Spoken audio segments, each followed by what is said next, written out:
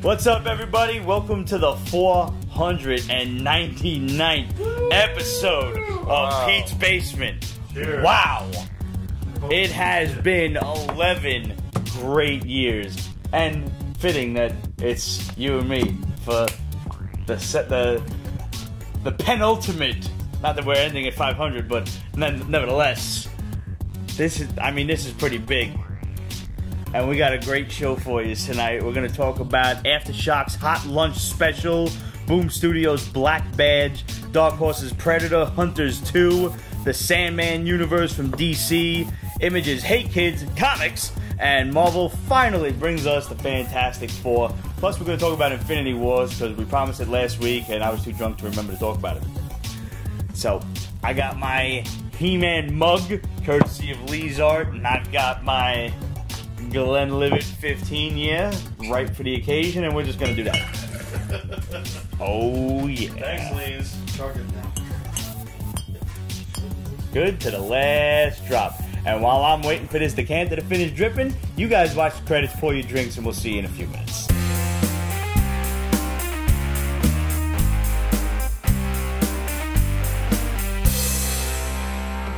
Hey, Anna. Cheers. Who else?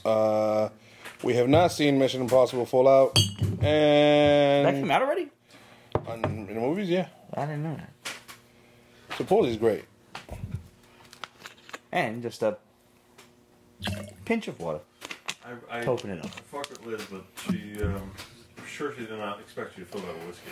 Well, she actually yelled at me almost immediately and said, "Do not fill the entire thing with whiskey," because I think I could probably fit about 3/4 of a bottle in this mug. Pint of whiskey?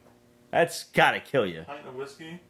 I don't know. What's 3/4 of a bottle is well, no. So Man, I went to art school so I didn't have to do math. What are you doing? Well, no, it's not a liter. You don't even get a 40%. liter. You get like, I don't know, maybe. It's almost a half of the whole bottle is alcohol, because 40%, right? Whoa.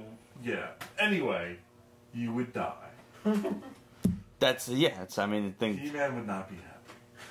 I would not have the power of Grayskull that day. Definitely not. Something else happening in Skull. Grayskull was a hospital.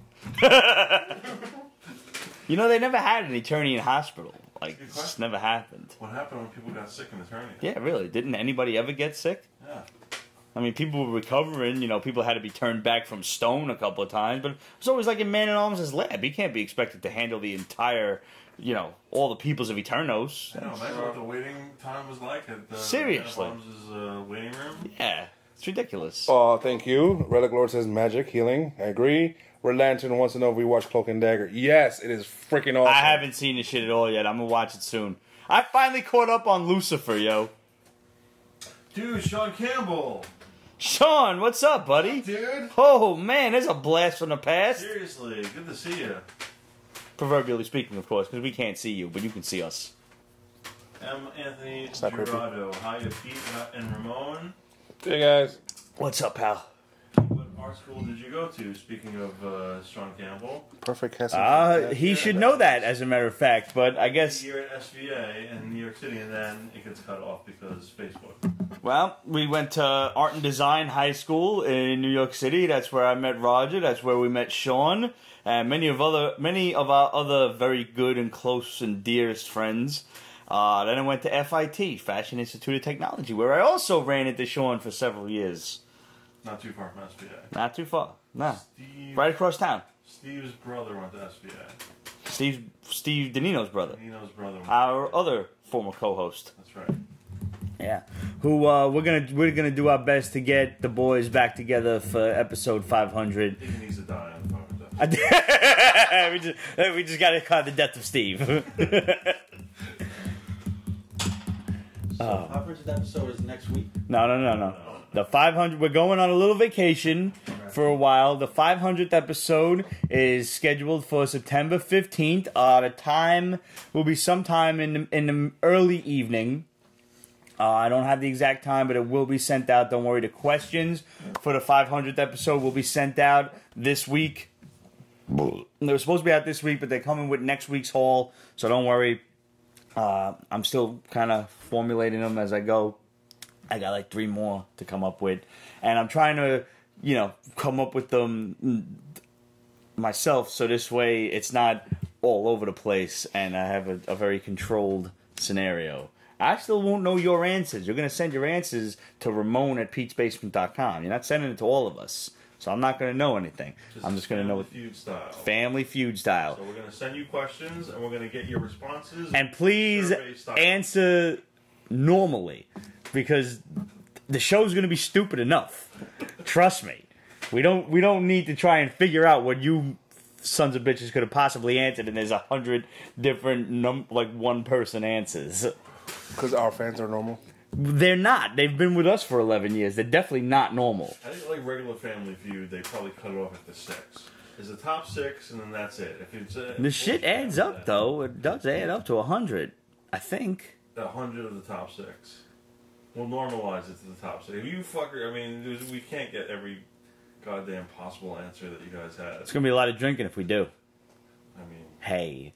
But that's why it's also limited to 3 strikes and you drink. Let's just answer honestly, and hopefully, you know, the wisdom of crowds actually holds true. Yes, yes. So yes, the 500th episode will be September 15th. We will be on a slight vacation between now and then, but we will be here. We will maintain our Instagram online presence. We will still be doing Pete's Basement Extras, so before anything else, make sure you go on Pete's Basement Extras on YouTube and subscribe to that. We will still be there making videos, and if something important happens in the realm of nerd culture, you know your favorite basement crew will have you back. We'll have a quick extra show, a quick special report, whatever it takes to let you guys know what we're thinking and what's going on in the world. So don't worry about that. Just really, it's on you. Just make sure you subscribe to Pete's Basement Extras. And for those of you on iTunes, we're figuring out how to get the Pete's Basement Extras stuff up on iTunes so you can listen to it as well. That is going to be one of the projects that we tackle over the course of the next month that we're going to be off. So we got big plans for the show, guys. There's great things coming, and we hope you guys are sticking around. You've stuck around with us for 11 years, so here's to another 111 years of the basement. Stick with us, because it's going to be great. Salute to all of you. Thank you so much. I mean, we might actually be the longest running comic book video podcast on the internet. I'm not sure. I tried to figure that out, but Google was inconclusive with its evidence. So if somebody wants to figure that out, I'll definitely send you a free comic. And there's a couple people who I owe free comics to. I don't remember who you are exactly, but I know you have not sent me your address yet. Send me your address. You're on the honor system here, so for all of you people out there listening and watching this, don't everybody send me your address. I'm going to know some shit is up. Send me your address, and I will send you a free comic. Here's to you guys. These are the best friends and family that a foul-mouthed Brooklyn fucking bunch of nerds could ask for. Cheers to that. Well, I'm glad I made it down here for the last... Dude, I said when I heard you were coming back, I was real glad that you were going to be here for $4.99. Come on over here and say hello to the crew. Just wave to the camera. Everybody say hi to Matt. Say hi to Matt. You got to bend down, cuz. You got to bend down. There you go. You guys enjoyed the Pete's Basement theme song. Matt actually wrote that. Yes, he did. And for a while I was the... You're still off camera. You bend down. There you go. Yeah. Now you're on camera. So I'm usually not It's actually pretty visible good. on the camera, but I was the audio guy for a little while. I was a cameraman for a little while, and now I'm just hanging out. But And we love to have you. You're still the audio guy. You're still referred to as the audio guy. So high five on that. Good show, old man. Had a mixer. There used to be a mixer down here. It's Used to be a lot. There used to be a big ass video camera. There used to be a lot of things. We've stepped up a little bit thanks to Technology, improves. a lot of it. Thanks to our wonderful patrons on the Pete's Basement Patreon page. So if you find it in your hearts and your wallets, you can go on Pete'sBasement.com/Patreon, and you can find the hall of patrons. And if you want, you can become one of them. And we got a bunch of really great prizes, from original basement art to, if you're that big of a patron, we'll fly you on into New York City, kidnap your ass from the airport, put a bag over your head, drive you all around so you'd have no idea which, like, you're not going to Liam Neeson this shit. Like, we made a right after 200 feet, then we made a left after another 3,000 feet. No, you're not going to do that. We're going to bring you on down to the basement, take the bag off your head. We're going to film an episode. We're going to put the bag back on your head. We're going to drive you all around, and then we're going to leave you somewhere in New York, and you're on your own. See you later. We'll take you to a diner, and somewhere in between there, we'll take you to a diner. Yeah, we'll feed. We should bring them pizza. Yeah, we should bring them genuine New York pizza. Very good point. Yeah, we owe them at least that. Devin Colson, what are your thoughts on the new Amazing Spider-Man comic series so far? And Jason Cerrone says, show my pics. And Sean Campbell sent us a Show my pic. Show your tits. So Amazing Spider-Man. Amazing Spider-Man is basically back to basics. And I think that's even the title of it. It's the same old thing. It's Peter Parker down on his luck, having roommates. He's back together with Mary Jane. He's studying to actually finish his PhD because his last one was actually finished by Dr. Octopus. I like that little twist. I like the fact that the lizard is his teacher. Yeah. I love Ryan Otley's work. Listen, I'm happy with it. It is a back to basics Spidey. It's nothing new. Don't expect, oh my God, look what they're doing with Spider-Man. No. Oh, they're doing this with Spider-Man again. Yeah. And you know what? That's kind of what was exactly what was needed. I'm enjoying Spider-Man. It's not the be-all, end-all of Marvel Comics. Let's face it, what is these days? But it's fun. And it's going to stay fun for as long as they manage to keep the formula working. It's always been the same idea of don't fuck with what works. You know? Peter Parker is down on his luck. He's dating a hot girl because sometimes that happens. Some dudes are howdies. And you look at some dude and he's walking down the street and he's got some ridiculously hot girl that is way above his pay grade on his arm, and you look at him like, how'd he do that? That's a howdy. Every man on earth strives to be a howdy. They strive to be Peter Parker, dating Mary Jane. Because who amongst us would not like to date a hot redhead? If you had your choice of hair color, I mean, really, redhead's up there. Because who does not want a soulless fiend for a bedroom partner? Right? And freckles. I have a question. And freckles. Question from the audience. Okay, so this is going way back, but remember I love the Wayback Machine. the Spider-Man, the very first Spider-Man movie that came out? Oh, jeez. Oh, God. Might not have been that good, but I mean, it was good for its time. yeah. But when at the very end, when Peter Parker said to Mary Jane, when Mary Jane said, "I love you so much, Peter Parker," and Right. Peter Parker was like, "I'll always be there to be As a your friend, like he friend zoned her at that point, yeah. And then she was like, "Just a friend," and then he's like, "That's all I have to offer." And yet, this is the girl that he's been in love with the whole. Yeah, that was whack. Yeah, I didn't understand that. Yeah, it was totally whack. He was trying to protect her. And, I mean, it's Kirsten Dunst. So, like, Yeah. you gotta protect her, of all people? Like, come on. There's the girl from Game of Thrones that you could be protecting. Kit Harington's wife? Oh, the Yeah. redhead, The yeah. cave girl. Yeah. So you guys wait for. You know she's royalty, right? What? It's not like royalty, but there's nobility in her family. No shit. Like I think they actually own a castle and crap. I mean, don't all Europeans own castles? Maybe. I thought so. Liz will kick your ass if you talk about this without her here. You're right. Just saying. Before we get into the rest of the episode, I want to issue a whole mess of thank yous and shout outs. First and foremost to our girl For the Tiny, Lynn Morrow, for sending us this awesome Venom knit doll and this awesome Black Panther knit doll. Look, the tongue is separate. It moves. Look at that. That just makes for a great partner to these Spider-Man knit dolls right here. I'm keeping the Venom one. I have to. But I think I want to see the Black Panther guy get a good home. So I'd like to give this to our boy Greg.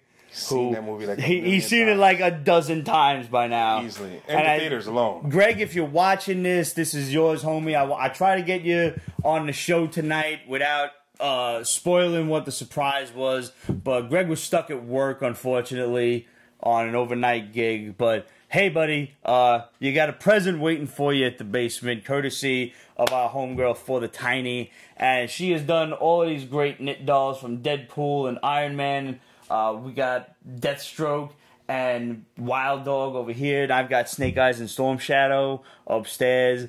She does really fantastic work. They're great toys for kids because they're soft, they're malleable, they're fully movable, posable, whatever. They don't keep the pose because it's just a knit doll. Let's be realistic She here. said eyes glow in the dark, she said. The eyes of what glow in the dark? Of black. Oh man, I haven't looked at them in the dark. I'm glad you told me that because they would have been down here and I would have been looking at something else glowing in the dark and would have freaked me out.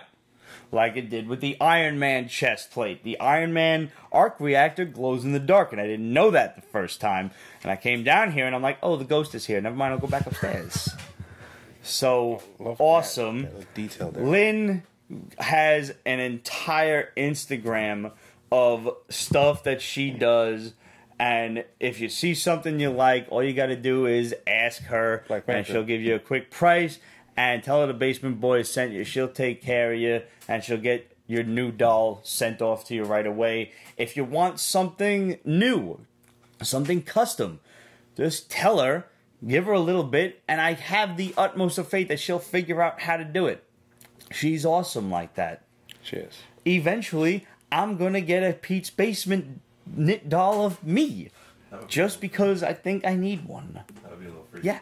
I mean, it would be a little freaky, and we could also offer that to the fans. Yeah. Because who would not want to sleep with Pete?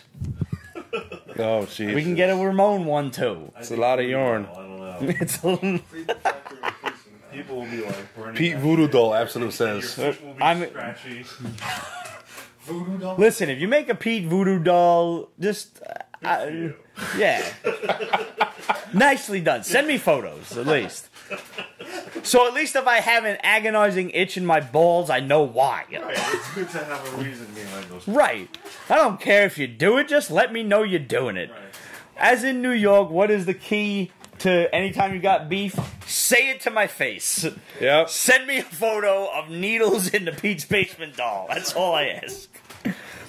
Another big shout out to our homegirl Carol Zara, the creator of Alien Toilet Monsters. Issue 2 is coming soon, and she sent us these awesome toilet monster pins. How great. I seem to have amassed a collection of pins lately, of people just buying me This is or badass. getting... Yo, it's so cool, right? Like a golden toilet monster badge. Yeah.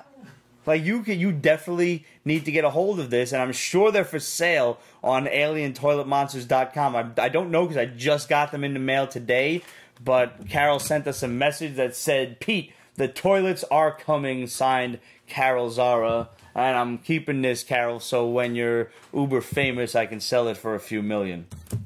Because, let's face it, we could all need it. We all need it. Salvador Dolly? Lo He's dead. Medico. Oh, Sal Medina, you're on the list, cuz you were actually next. Congrats, guys. Thank you, buddy. Sal is hosting the Brooklyn Comic Con coming in January, Oh, nice. where Pete's Basement is going to be, and we might even possibly be doing a live show from there. Oh, Jesus. The Yeah, last time we did a live show. Oh. Oh, it's going to be awesome. It's going to be so great. It's going to be, if I'm not mistaken, it's the weekend of January 19th. I'm trying to figure it out now. I'm trying to tap into the old memory banks, but the image is popping up on screen. We're working on getting some guests and everything, and Pete's Basement is really proud to be a sponsor of this. And Sal, I don't envy the headache that you must be taking on to host and create a Comic-Con, but kudos to you, man. Thank you for watching The Basement. Thank you for involving us in this. And we are happy to do all we can to promote it and to bring in as many people as possible, guys. So look up the Brooklyn Comic Con, and hopefully we'll see you there next year. Mike Stoltze. Hello, guys. What's up, Mike? Want to give a big shout out to our boy Nick Conti from Greenville, South Carolina. Nick's been a fan for a while, and he actually runs 2 craft beer and whiskey joints down in South Carolina. Saw that message. Yeah, and he wants to send us some t-shirts. So all we got to do is send him our sizes, and he's going to send us a shirt for his whiskey joint, and we're going to send him a Pete's Basement shirt in return because it's the least we can do, along with some cards and some Pete's Basement posters and stuff. just like we did for our girl Abby Rotten down in Florida. Abby runs Gauntlet Comics, and they got a great little spot there. They got some CGC stuff. They got all sorts of new books and everything. They got a little subscription service. They got an online presence, gauntletcomicbooks.com. She's got our cards up on the counter. She's got our poster up on this really awesome, like, 1950s style streamliner fridge. Yes. And everything. Abby picked up one of our tank tops that she's rocking. She got the black tank top. And if you guys out there want to see your comic shop shouted out on the Basement Show, just let us know who it is. Okay it with the comic shop first, please. And get us an address, and we'll send a whole bunch of cards and posters to the comic shop, and they can send us back photos of the poster hung up so people can see it, and the cards on the counter or whatever, or people just repping Pete's Basement, and we're going to shout you guys out on the show and pop the photos up and everything, and it'll be great. And just, you know, this is how the Pete's Basement family builds itself, is we all help each other out and we all shout each other out, and that's just pretty much the way the internet goes. Yep. Salvatore says 26 to 27. 26 to 27, like that. Yeah, that's what I said. The 19th. Yeah. Whoops. Hey. Also, I want to thank my homegirl Maria for getting me this really nifty Infinity Gauntlet bottle opener. How dope is that, though? Oh, wow, it's some weight to it. Yeah, it's got. Yeah, you could definitely beat pitch the that shit. at somebody. Yeah. I like that shit. Shout out to Fury Comics on Instagram. That's Fury Comix. Said definitely one of my favorites out in the Instagram world. Can't wait for the next episode. Thank you, dude. Thank you for sticking with us. Thank you for being a fan, and thank you as always for hitting us up. And anytime you guys hit us up, you know we're going to shout you guys out. That's what the comments and questions segment of the show is for. And that's why we started doing it first and foremost in the episode. Another big shout out to Raphael PH8. He's a new artist that I discovered. He did this really awesome classic Venom that I shared over the course of the week. And shout out to the Nerd Corner UK, who included us as a shout out in their story. And, you know, the whole Instagram story thing that I haven't quite figured out yet. But my man TC Does Comics, he's got that shit on lock. Like, he just coming out of California, and he's just got all sorts of interactive stories and stuff like that I just find myself being amused during the day. Like, I'm at work and trying not to do actual work, and I'm sitting there, like, rating things and voting things, and it's all on his story. And I don't know how to do that, but I'm glad he does, because I have a lot of fun with it. So if for some reason you're not following TC Does Comics, you should probably check that out too. So we had a bunch of questions from last week, right? Yeah. And over the course of More like comments, but okay. comments, questions, etc., we got some Instagram stuff going on. Red Lantern wants to know if you're going to watch the Meg. It looks like a Pete movie. I can't wait for the Meg, dude.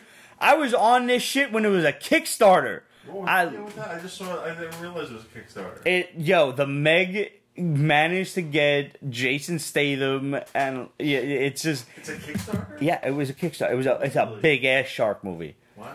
If they could have only released this during Shark Week, that would have been the only better, like, advertising that they could have done for this. It's going to be awesome. One of the best posters I've seen for it. Y'all remember the original Jaws poster with the girl swimming and then there's the shark coming up?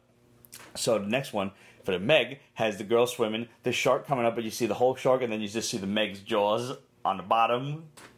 Because if anybody doesn't know, this movie is about the Megalodon, which is like a 50-foot great white. It's a prehistoric shark that happens to still be alive. Because for all we don't know about outer space, we know half of that, if even, about our own oceans. And gods only know what's running around swimming down there. So yeah, I am absolutely seeing the Meg in theaters. Can't wait. Yeah. Love it. Love it. Absolute wants to know, do we classify this as a pizza or an oversized cookie? She sent an image with this. Uh-huh. It's a cookie that you really like. You roll it out and it's like huge and you cut slices of it.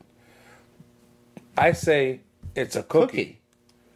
Pizza has to be dough And with mozzarella and sauce. Hey, explain this a little bit better.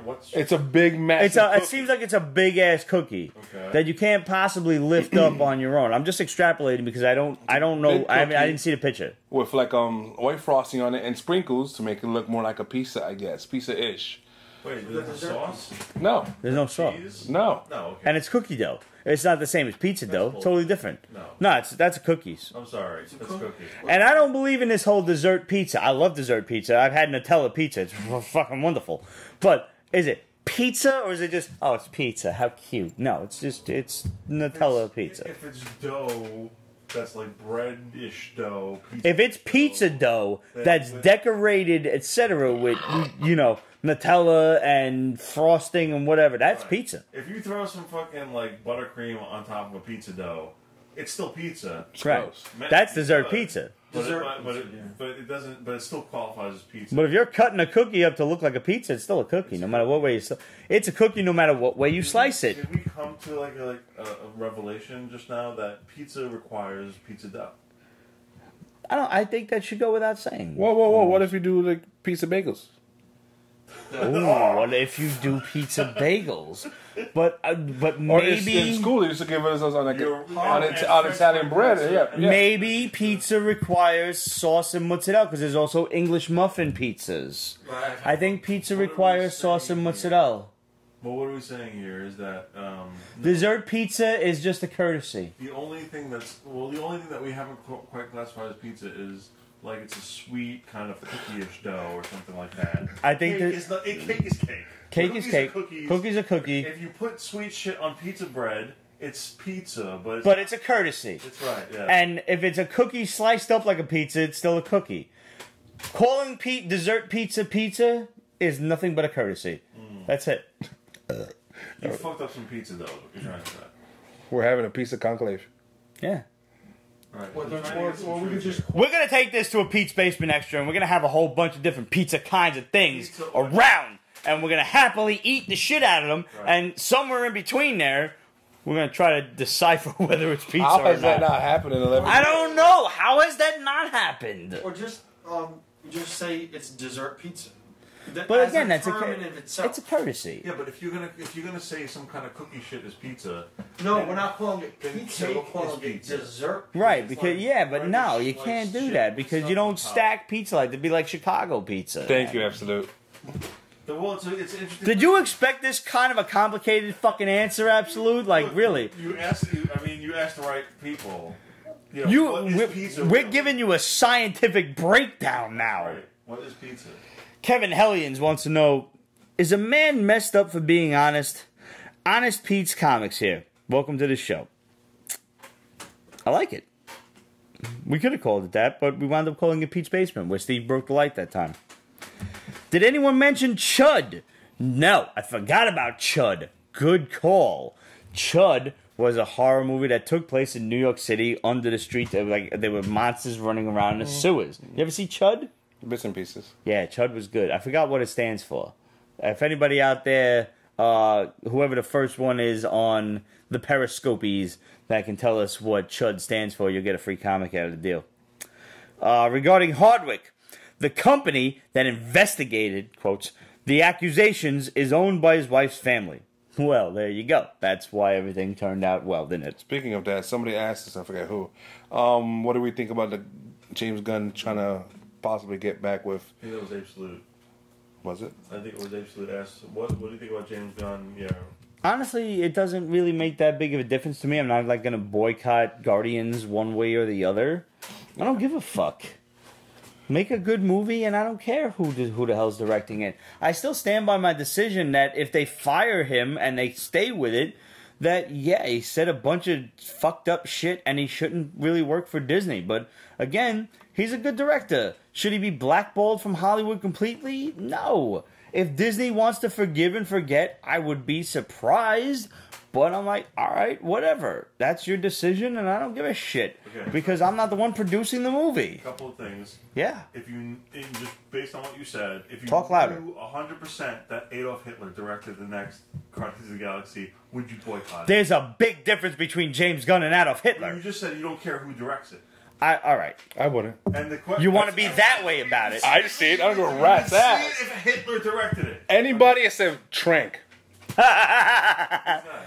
Josh Trank, the guy who made the Fantastic Four fiasco. Yes. You're saying Josh Trank is worse than Adolf Hitler. Directing, yes. Acceptable. And I, At least Hitler was an he artist. was a painter. He was a painter. Oh, wait, And- wait. Absolute got it. Cannibalic humanoid underground dweller. There we go. Absolute. Oh, that Relic Lord just came in seconds late. I suspect the reason for World War II is because Hitler was trying to draw a portrait or something, maybe of his mom, and he couldn't quite get it right, and it pissed him off. I mean, look, Who amongst us has He not wanted been a to little get pissed laid off? with a redhead. And, he just wants to war for it. seriously, if someone would just said, like, hey, Adolf, nice picture. Never would have happened. Could have solved the whole thing! Never would have happened. Seriously. These are pretty good, actually. Technically, World War One would have never happened if what's his name didn't drive down the wrong street. No, they probably had snipers on other streets, too. That you're thinking of Archduke Ferdinand. Archduke, yeah. World War One would, but if World War One didn't happen, Fucking no shit. it would have led to World War Two not happening, and you'd have been in a much different. Do you know why World War II happened? Because of a discrepancy over how much money Germany owed its war creditors over telephone Not poles. on this show. No, let's not get into this Listen, so much. Seriously. No, that's a Joker line. That's perfect for this show. Is that right? That's from The Killing Joke. Oh. That's what I was paraphrasing there because I didn't have the right quote. I didn't have the exact quote, I but know we're going down to Jane Fonda alley. I'm sorry. oh no. Let's just. No.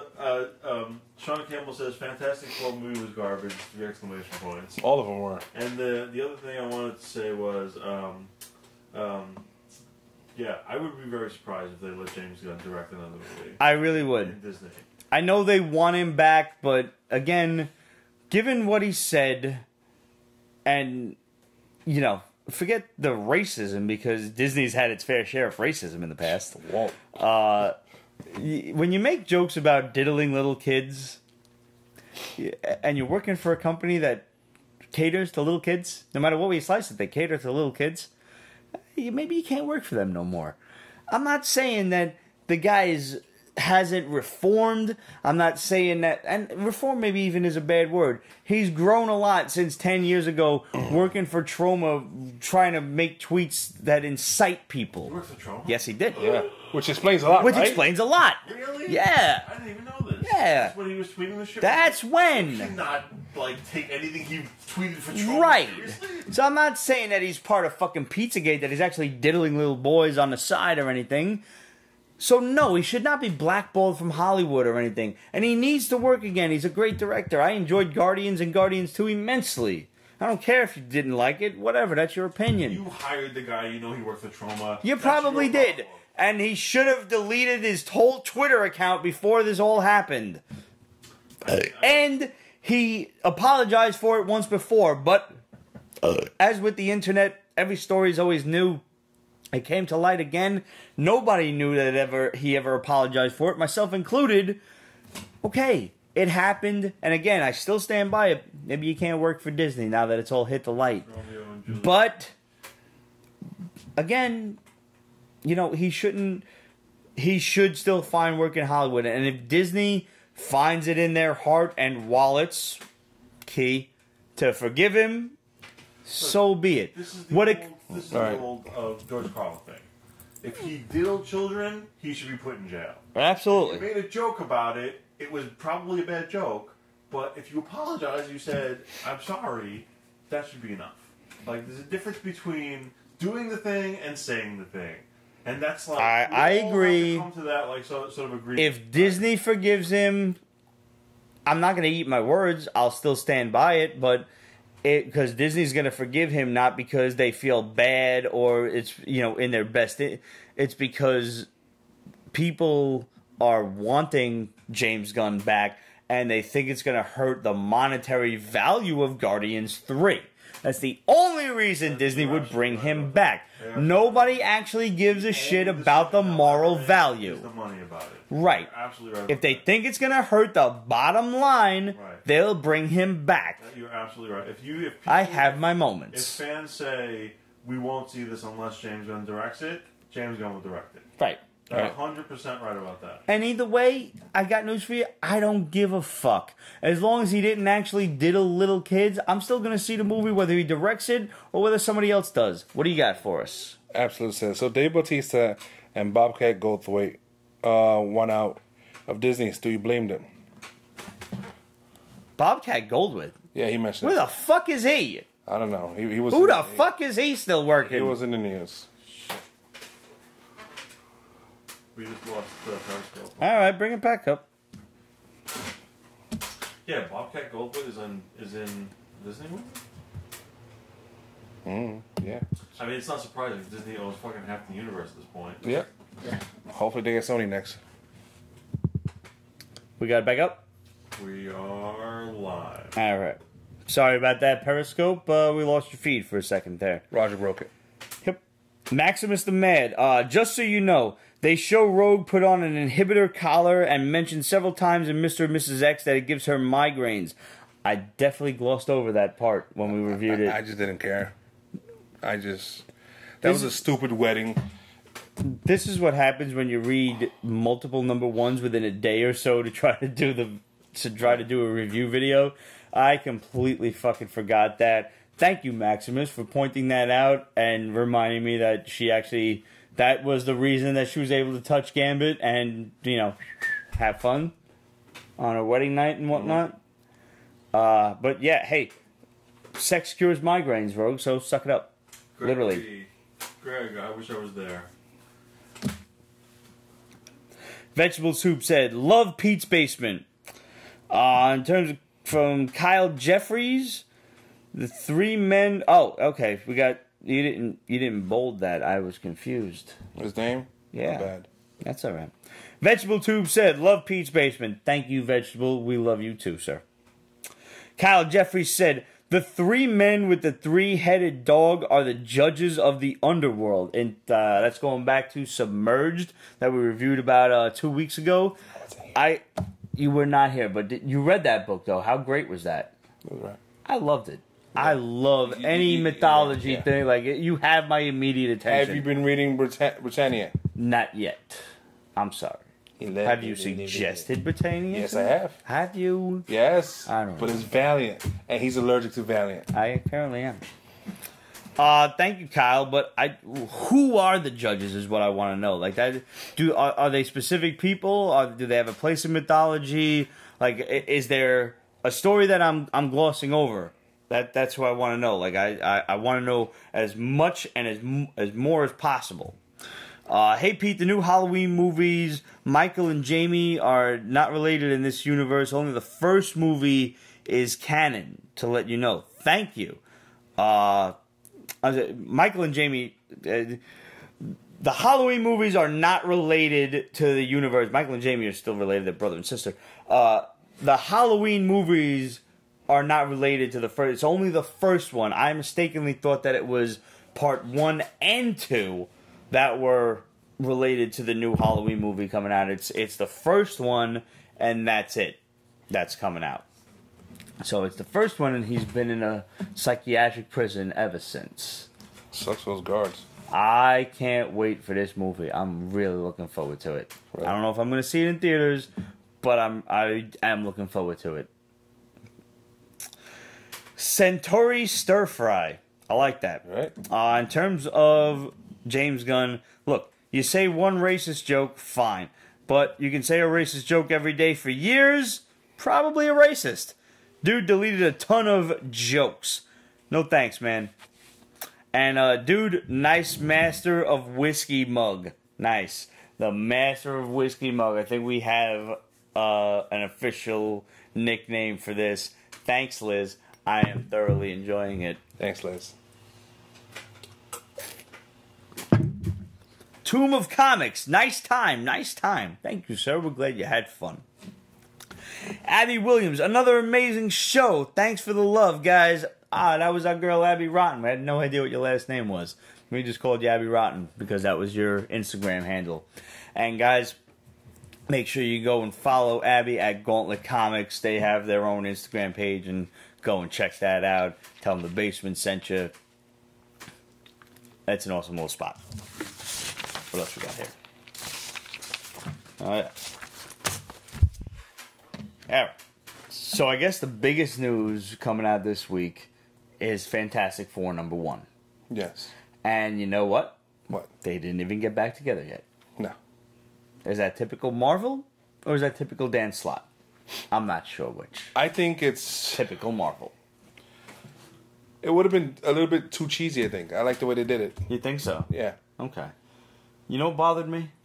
What? Let me fast forward to the end real quick. And at the end of the book, there's a little one-page comic with Impossible Man, who is basically doing all the complaining that Pete's Basement does about this issue. Oh, yeah, Scotty Young drew it. Yeah, I know. Scotty Young drew it. And Dan Slott wrote it. And I really suspect that people at Marvel watched Pete's Basement and they anticipated what I was going to say. Because Impossible Man was complaining that, really, Marvel, after all this time, you made a Fantastic Four #1 and the Fantastic Four don't even show up in issue 1? What am I wasting my money for? Blah, blah, blah, etc., bitch, bitch, bitch.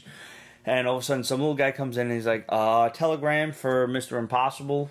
And he's like, all right, I'll take that. And he opens it up and he's like, oh, the Fantastic Four will be back together in issue 2. And he's like, okay, I've waited this long. What's another month? Thanks, Marvel. But I got my eye on you. I'll be watching you. And he like morphs into the Watcher and shit. My problem with that is it's like they know that they're fucking with you and they don't care to the point where they're actually putting a comic in the center of the comic you just bought to make fun of you. No, okay. You're the fucking one who wants the team back together. You've waited X amount of months since that Secret Wars nonsense, and you are expecting the reunion between Reed and Ben and Johnny and Sue and everybody, and they're like, oh, it's not gonna happen, and you knew damn well it wasn't gonna fucking happen. Use your head because you know Marvel's gonna play you for that extra $4 in your goddamn wallets. But the fact that they had the audacity to put that comic in is a fucking kick in the ball sack for any hardcore comic fan, because it's like, no, we're not going to give you what you want, and we don't care what you think. We know you're going to bitch and complain about it, and we don't care. They don't care about us, and that is the key. Question. Yes. Isn't Dan Slott the one that can't take Yes. Well, he's amongst many of them. This issue, although entertaining, still reeked of Dan Slott. Why? Because it had typical Dan Slott moments in it. Things that harkened back to the past, that never actually harkened back to any points in the past, that he just makes up as he goes along. I like this issue.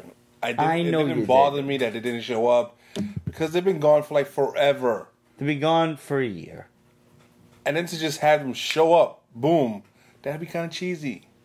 You think so? So, it's for people... I think it'd be worth my $5. No, for people that just don't understand what's been going on, this is the anguish that Thing and Torch have been going through. The drama they've suffered. And the way they've had to move on or not move on. Right. By the way, we just lost Instagram again. I mean, Periscope. Periscope again, but I brought it back. So, sorry guys, I don't know what's going on. Our Periscope is That's Verizon fucking with the interwebs. That's guaranteed. That's fucking Verizon. Fuck you, Verizon. I can't even connect to my Netflix on my PlayStation anymore, thanks to you cocksuckers. trying to stop Pete. Absolute says it's the ghost. It's not the ghost. It's fucking Verizon. Dan Slott hacked Verizon. There you go, Dan Slott hacked Pete's Basement. See, they're watching me. You know what's funny? Is I actually did enjoy this book. Not yet, Surprisingly absolute. enough. I enjoyed the interaction between the Thing and Alicia. I felt the romance. I enjoyed the interaction between Johnny and the Thing. I felt Johnny's pain and anguish when the Thing asked him to be his best man for his wedding, and Johnny was like, no, the only one who could be your best man is Reed, but he's not gone, and this and that. And I don't know, I guess, yeah, maybe they were busy setting the stage just in case you hadn't been paying attention to every other Human Torch and Thing appearance over the course of the last year or so that, you know, Secret Wars has been has He happened. was the Guardian of the Galaxy for a while, the Thing. He was. Human Torch was banging Medusa for a while. Was. Then there was that Maybe it's 2 years. Marvel 2-in-1. The 2-in-1 was really a big clue, and that was a good series, into what was going on between the Thing and Human Torch. And, you know, the whole missing Reed and Sue thing. So they decided to make this issue more jump-on friendly for the Fantastic Four universe, which you have to appreciate. You have to. There's some shit out there that just isn't jump-on friendly when it's number one. That's and a at valid that point. It is basura, B. All right, you used the Mr. Frank line on me. You used my old art teacher's line on me. Luigi was. I guess I have to concede to that. Okay. I will give this 3 issues. Yeah, definitely. I mean, Doom. It's not, yeah, Doom Doom being was back. awesome. Doom, And then how he's the back. backup story was awesome. He's like, no. Just This is the face that my people recognize. And it also hammers home that the fact that Latveria is a dictatorship, they love Doom. And they want him back. Of all of the nonsense that Latveria has gone through, from being his son ruling to God's know what else, Yeah. I haven't even been keeping up. Me neither. I need to read Invisible Iron Man. Doom is back as of this issue. And I'm looking forward to some more backup issues, because I hope that just wasn't like a one-off and like, okay, he's getting power back. I want to see Doom punish some people. I want to see him like... That should be like a miniseries. He's mad magical now, have you noticed? Yes. Like, he's not just teched out. Yeah, that was good. Red Lantern said Luigi was murdered this week by a Castlevania villain. Did you guys watch that? No, what are you What? talking about? What? That sounds... Luigi was Luigi. murdered? Luigi, Mario's brother, was murdered by a Castlevania villain? Yes. Where we at, bro? Yes, there was, and Nintendo had to clarify that Luigi's fine because they did some like promo for Smash Brothers, the latest Smash Brothers, and Luigi turned into a ghost. I actually see it, so maybe what he's saying is that some Castlevania guy killed Luigi and turned him into a ghost. Okay. Fair enough. Alright, real quick, while we're on Marvel, let's talk about Infinity Wars, since it was on the docket for last week and we forgot about it. Oh, This is the Gamora shit. yes. And they did that homage to Bullseye and Elektra with, at the end, like, Gamora's the villain in this, Yes. somehow. I don't even know what's going on with Cosmic Marvel anymore. And I haven't really been reading Infinity a Wars. part of her soul is still in the Soul Stone. Uh-huh. She wants it back. Uh-huh. So does this make her evil or something? No, it's just she's against what they want. Uh-huh. But the truth is, something's wrong with the Soul Stone. Something's wrong with Soul World in the Soul Stone. And what's his name? Star-Lord knows about it, and he's like, just doesn't want to tell her. Yeah. Why? Why the hell Very not? bored. You're dating the most dangerous woman in the universe, right? And you're holding a secret from her. Why? Don't be a pussy. Seriously. Tell her, because she's gonna find out sooner or later. So, anyways, There's like a whole big gang war going on. Groot talks like the Hulk. When did that happen? Groot just learned how to talk now. Right. I don't know. He's like hulked out. yeah, he was. Was this back when he fought that Centennial Tree thing? No, something else. It was somewhat recently that I saw that explanation for that crap, and it just, I don't know. I vaguely remember talking about it, but I don't. I miss Abnett and Lanning. Yeah, I do. They were great on Guardians. So to cut a long story short, Gamora stabs Star-Lord, a la Bullseye stabs Elektra. Yes. And that actually made another variant cover somewhere this week. I don't remember Another where. one? Yeah. That image of Bullseye stabbing Elektra in the same, like, pose and everything. Which I don't know if it was a second print to Infinity War. I don't know what it was. The funny thing about that was Bullseye was in that book. Bullseye was in the book. And he mentions killing another one of Red's love interests. Uh-huh. Red's women. Yeah. Because, Yeah, sure. And that was cool. It was good. It was good. It's just seeing her. But now this is all. Supercharged. This is the culmination of all these other Infinity War countdown Yes. books and everything that's been going But on. there's more coming out. There's more. There's More other side books. stories and yeah, such. Yep. Are we gonna care about this shit? Like We're this gonna is, pick it up. This is gonna be like $50 to $100 worth of nonsensical books. It seems. Awkward person says, "I can't wait for Gamora to throw Black Widow off the Brooklyn Bridge." That's good. That would be hilarious. That's a good one. I don't care for it. Yeah, It's a really cheesy event that makes no damn sense. yeah, I agree. It's just trying to capitalize on Infinity War itself, and it seems a little late for to do that. Just like the two weddings, they were just. Yeah, the weddings were nonsense. All right, let's chime over into the DC universe and let's talk about the Sandman universe. This is just a big old zero issue. It's a big old zero, Big, but big issue. it is big. Oh, Also, there is a line drawn in the sand between jump on friendly and not jump on friendly, and this towed that line perfectly. this is trying to drag you along into this epic universe that was created. that has a history, an epic history, Yeah. that you kind of need to know about. Yeah. And it's trying to introduce you to all of this stuff right away. It was good, but I know I would appreciate it more if I was more aware of what's going on. If I had read every Sandman, every Lucifer, every other thing, I would have loved this book. And you know, there are people out there who are just so heartstrung for this universe, this particular part of DC Vertigo, that their mouths were watering for this issue. And I think they probably loved it. I didn't quite get it, you know? There's 4 number ones coming out of this. And I was about to say, it's stemming into a whole other, you know, tree worth of stuff that there's, you know, 4 other issues coming out after this. Yep. And I'm not sure I'm ready to dive into all of that.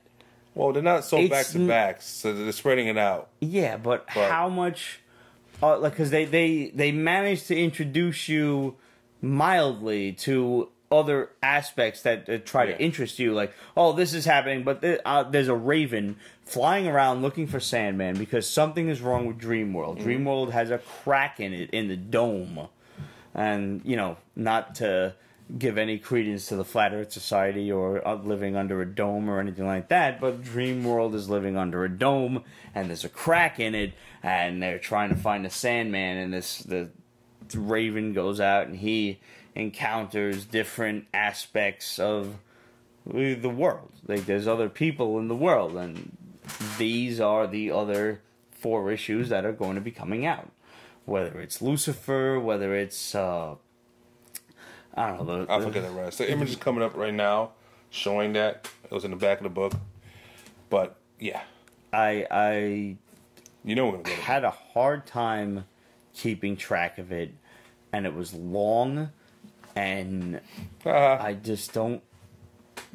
I don't know if I wish it. This is a series that I wish I'd read from Jump Street. You know. Yeah. And because I didn't, I feel like I'm missing out on something that is probably really, truly amazing. Yes, I understand. But at the same time, I got a lot of shit going on. I got a lot of shit that I want to read. So, yeah, this is on the list, but the original stuff is on the list. And I know that's lengthy. So, at what point am I going to be at a point that I can read this and be fully immersed and be able to catch up on it? I have no idea.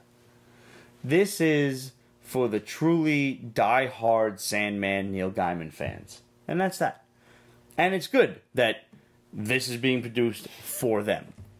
As a new fan, I don't think you're going to get it.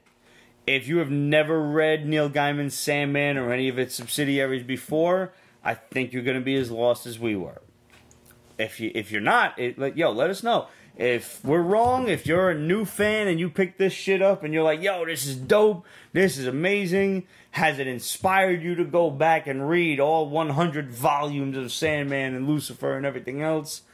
We want to hear from you. Questions at PeachBasement.com. Hit us up. Let us know what's up. It's a great book. It's intriguing. I don't have time to be intrigued by all of it. That's really the key. Yeah, I understand. All right, you read Dark Horse's Predator Hunters. It's a continuation of the first Predator Hunters. I didn't read that either. Yeah, How was it? it's good. It's a Predator comic? Yeah, That's about it, they right? don't talk. It's humans dealing with them, and it's just more of it. So this time I think it's in Afghanistan. So is this more like along the lines of Predator 1 with Arnold Schwarzenegger and Army guys, or Predator 2 with Danny DeVito and, city cop life? No, the one with Adrian Brody, Oh. and the fact that there's like a team to fight against them or to hunt them down. Or Are they actually involved hunting in the them. predators, or are they encountering by accident? No, somebody's keeping track of predator landings, Uh-huh. and they're investigating them. Why? Because you're stupid. I mean, really. You would think the predators already got a couple of human skeletons. Why are they still after us? They have us. Like, They have nothing else to do. I think that's what it is. They're just bored. I mean, they guess we're good game. yeah. So this is one of those again. Like if you're a fan of Predator, yes. you're gonna like this. Yes, exactly. And if not, And the movie's whatever. coming out soon, so you might want to. That's right. The new movie is coming get out. into the flow of predatorishness. Predatorishness. Predatorishness. I like it. All right. Howard Chaykin's Hey Kids comics. This is not for kids. First of all, This is not for kids at all. This is a lot. This is, yeah, it's a lot to take in.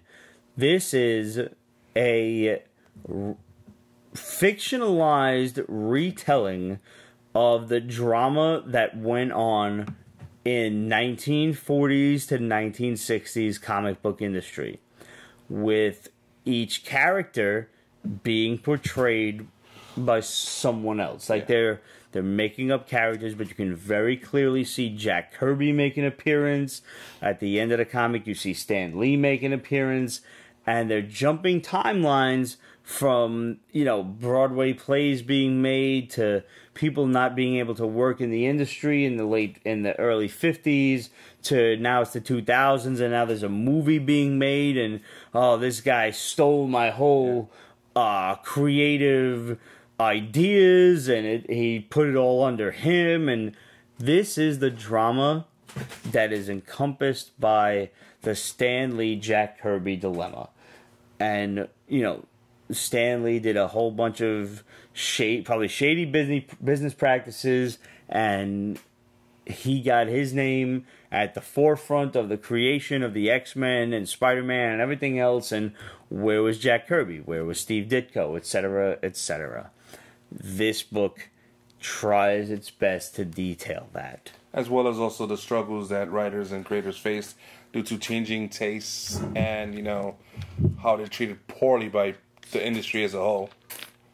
So I mean, in that sense, it's crazy interesting. It's really a is. very interesting book. It's a lot. At the same time, it's a lot of text. If you're interested in the backstory of the drama of the cutthroat comic book industry, then this is the book for you. But I got news for you. Everybody wants to think of the comic book industry as this happy-go-lucky family of nothing but artists and writers who all love each other and help each other out. No. It's a fucking business. And in business, it's cutthroat. And in business, people get fucked over all the time for other people to make their way up the ladder. Is it right? No. Is it fair? Absolutely not. It's America. Is it business? Yes, it is. The old expression I'm not saying what Stan Lee did was right. I'm not saying what happened to Jack Kirby or Simon & Schuster or anyone was right, or to Bill Finger and Bob Kane. Bob Kane and Batman and everything. I'm not saying any of that was right. What I'm saying is an old expression that does not equate fairness. It basically says, fuck you. That's that. It's nothing personal. It's just business. That's what this book details. Mm-hmm. Howard Chaykin wrote it and drew it, and it's a lot to take in. And if you're interested in that backstory, if you want to know about the cutthroat world of comics, here's your book. I don't give a fuck. Yeah. I just like, listen, I'm the first one to say, it's just business. I work in corporate. I understand the bullshit that goes on every single motherfucking day. I get it. I don't like it. Is it fair? No. I'm not a fucking, manager or anything else. Is it fair to me? No. I don't give a but fuck, I care, but I don't care enough to say that I'm more special than anyone else in the same exact predicament. I get it. No, it's not fair, and there's probably really nothing we can do about it. Like, what are you gonna fucking do? You're gonna bitch and moan about it until you quit your job and go find something else that pays better, and that's what you should do. And that's that. This is a really in-depth look at the comics industry of yore. I highly suggest you read it and come to your own conclusions. My conclusion is, whatever happened, and fuck. No, it wasn't fair, but that's life. Yeah. A thinly veiled retelling of their lives and those two. That's characters. exactly what it is. But it's not just those two characters. It's a whole bunch of other creators who I have even no idea who is mirroring whom.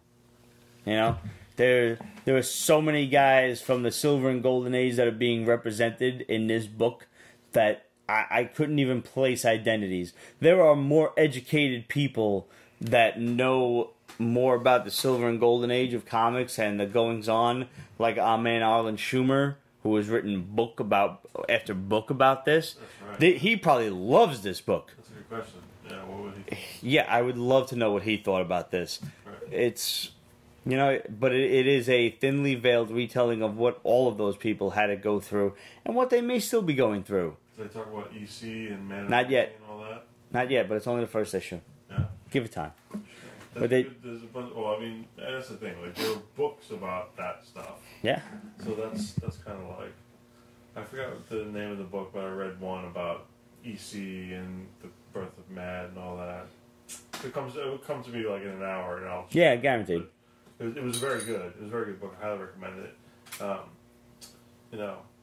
Interesting to think that they would retell it in the medium of their right. Almost as a mockery. Right. Yeah. I'd actually like to write to Arlen and see what he thought about this. If he's read it, it'd be interesting. But, it is what it is. People have unscrupulous business tactics, and that's just how it works. Viva la capitalism. Whatever. Speaking of nothing personal, just business. Hot lunch special from Aftershock. Yeah. That is the epitome of this book. Yeah.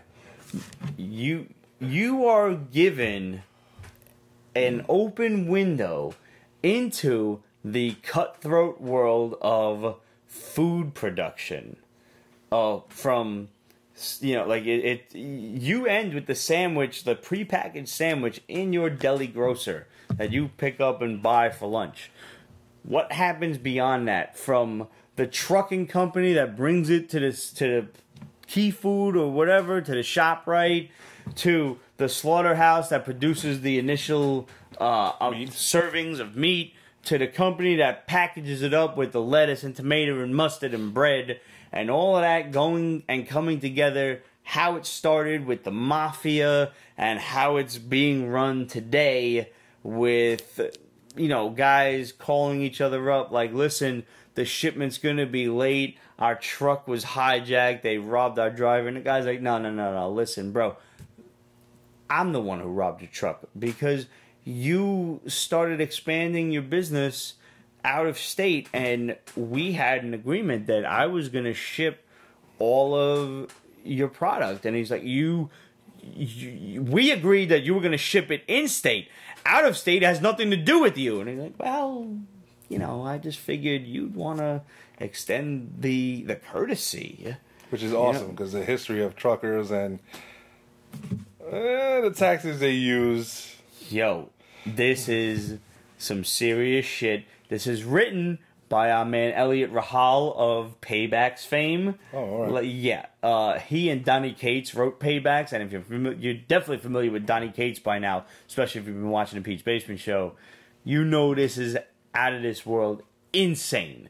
It is. Like, they're cutting off fingers and sticking them in sandwiches. They're shooting up restaurants.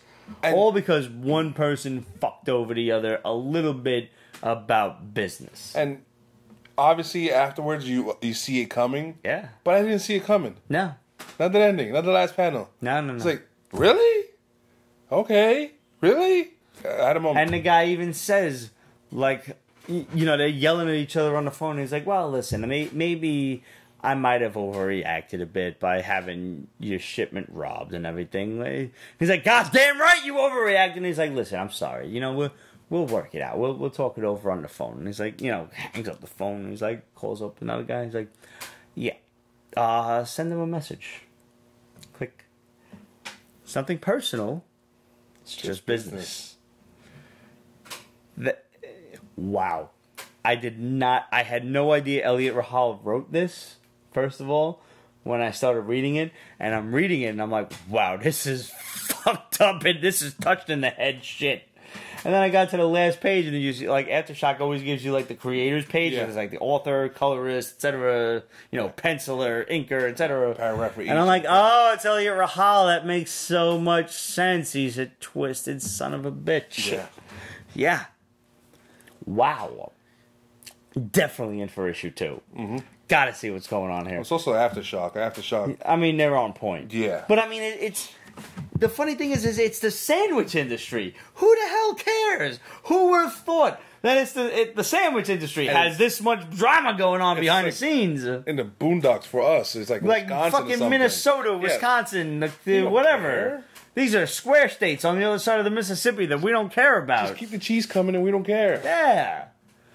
You ever look at a map of the United States west of the Mississippi? It's like they ran out of ideas for property lines, like squares and rectangles. Fuck it, I don't care anymore. Oh, here's Nevada. Fuck them. Then we'll get an interesting one. California. Fine. Keep them on their toes. Everything else is squares. California's like a sock, isn't it? California's like a sock. Yeah. Yeah. That's a good comparison. Kind of like the way Texas looks. Texas is weird. It looks like a star. Yeah. Texas looks like a goddamn star. Texas is something you wouldn't want to see in a colonoscopy. Like, holy shit, get that shit out of there. Yep. 2 for 2. All right, last up is Boom Studios' Black Badge. This Okay. is interesting. And this is my book of the week. Really? Yeah. I'm so glad because I really enjoyed it too. I mean, okay, I was going down the list last week. Black Badge. I didn't bother reading about it. I was like, you know what? I'll pick it up. It's number 1. It's boom. Eh? All right. I like your obscure number 1s, but whatever. Like Blastosaurus, which I didn't get a hold of yet this week, but we're going to review at some point. Special. Blastosaurus. Blastosaurus! Anyways. Everything you need to know about dinosaurs. And things go splody. I think I saw something that said dino saucers. Maybe. You might have. Anyways. Sure.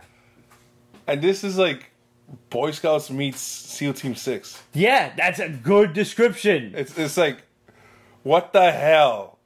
And I liked it. And I'm so in. And that's my review. These kids are getting razzed by this one jerk off, and I really wish that one jerk off would have got like what's coming to him. Yes. I hope we see him again in a future issue. Hopefully. So I mean, they're Cub Scouts, they're Boy Scouts, whatever, and they got their scouting uniforms on. And this kid's like, "What? You guys ever want to get laid? You're running around like looking like a bunch of virgin dweebs." Mm-hmm. And they're in South Korea. They're in Seoul, South Korea, and they make their way on a traveling, excursion north into North Korea. Yeah, because Seoul is right there at the border. Apparently, Like, somebody geography, should just not my move the strong whole point. city south. But no. So, one of the kids who's new to the Black Badge crew, he was like, "Oh man, we're over enemy lines. Like they could kill us at any moment." And they do some wacky ass shit in North Korea. That this is their mission. Like they basically these kids have all of the Boy Scout merit badges that are available, except the Black Badge. that apparently exists. The government gives it to you by hiring you to do some shady ass black ops stuff. Yeah, technically, you become the Black Badge. Yeah. Yeah. And they, like they find a bunker that supposedly has these nuclear scientists in that the U.S. wants to extract for their own reasons, and they complete their mission, and then they're coming back across the border, and they encounter some North Korean guards, and they're like, "What's going on?" They're like, we're just kids. We got lost. We don't speak Korean. What's going on?" And they're like, "All right, let them go. Let them go through the fence." And that probably wouldn't happen actually in North Korea. They probably would have been held for months. Yeah. But regardless, they let them go, and they slip through and like mission complete. Mm-hmm. I'm not saying this book is realistic, but it is fucking interesting. It is. Yeah. I'm so down for the rest of the series. And the dude was like, "Was that it? Do we get our black badge now?" And he's like, "No, that was the initiation. There's more to come." So these kids are gonna be on some like black ops shit missions. I love it. I think it's great. I've said it before. Boom Studios has a habit of like when they miss, they swing and a miss.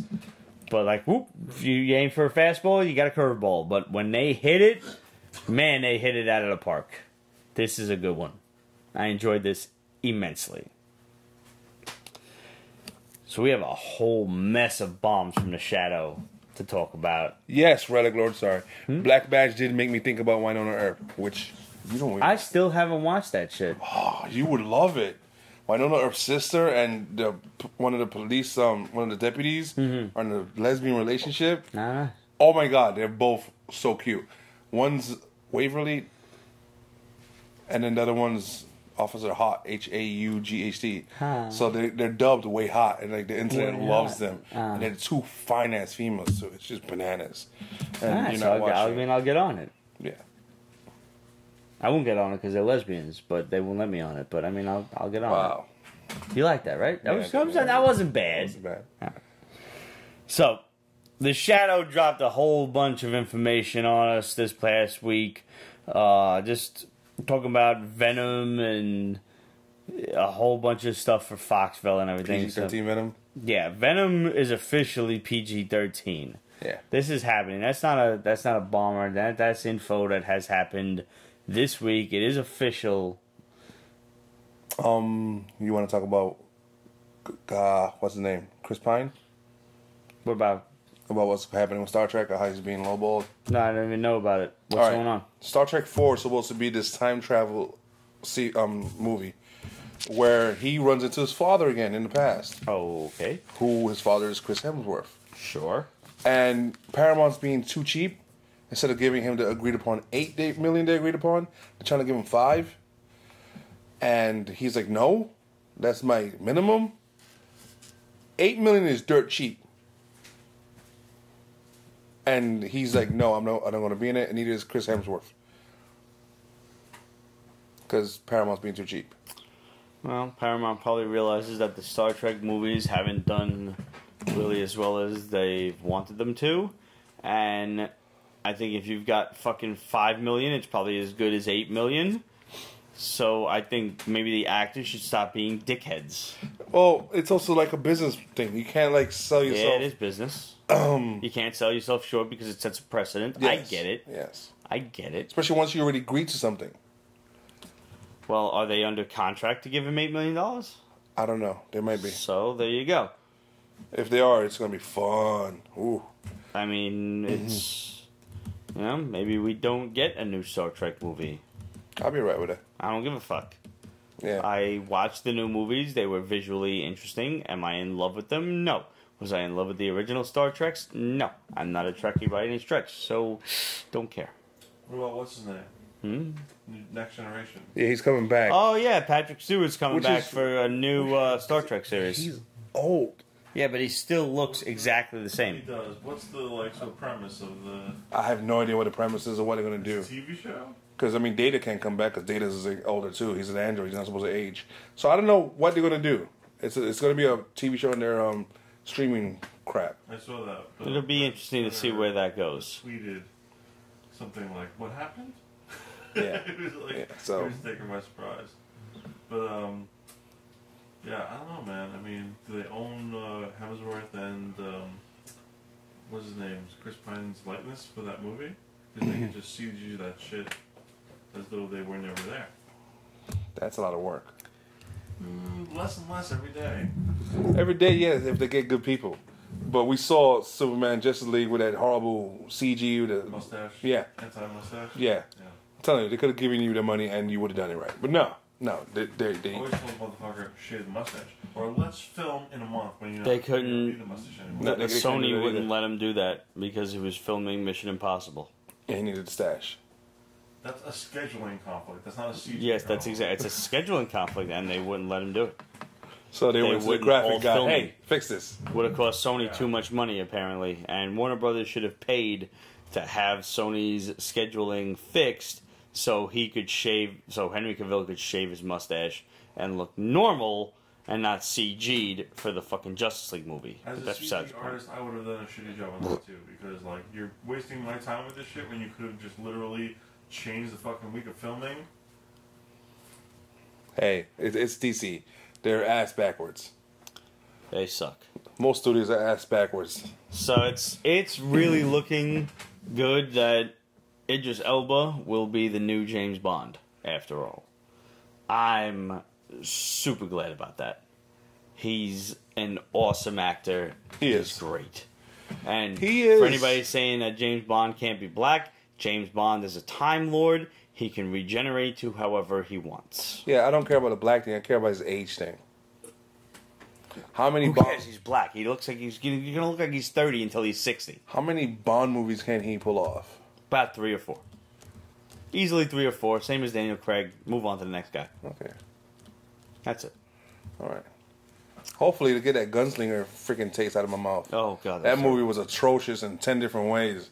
It was a hot pile of shit. Oh, So Idris Elba's gonna be the next James Bond. Yes. Fine. Most likely. Who's the next James Bond? I hope Henry Cavill because he was like the next up for it. Is that right? Yeah. Haley Atwell. Yes. She. Who? Peggy Carter. Peggy Carter. Haley Yes. Atwell. Oh. Okay. Yeah. Captain America. Yeah, that'd be awesome. I'll be down. And she kicks ass. Forget it.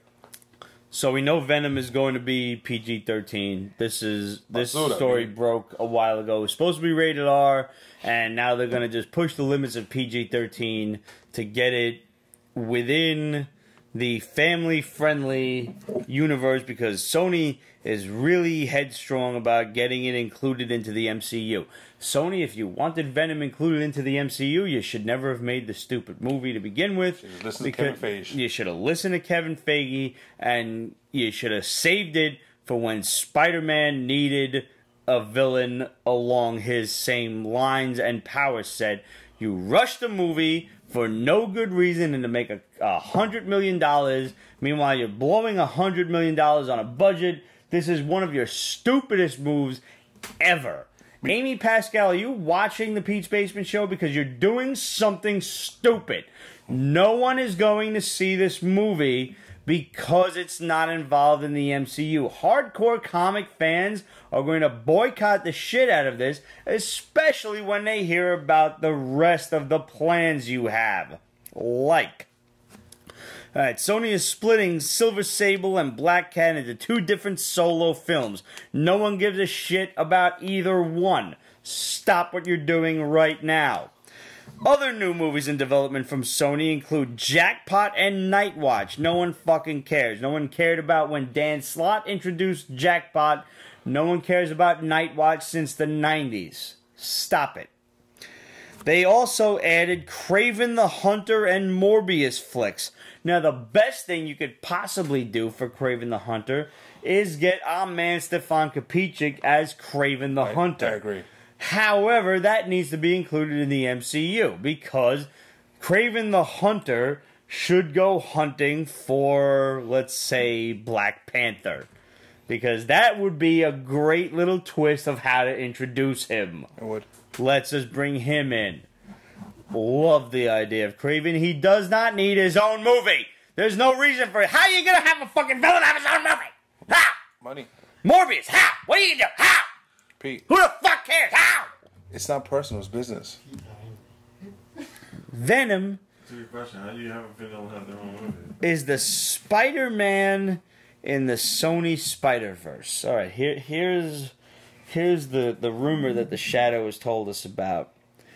Sony's planning on making its own Spider-Verse. You're going to need to pour yourself a new drink for this. I heard somewhere in some clickbait crap they're calling it Sony Universe in a Marvel something.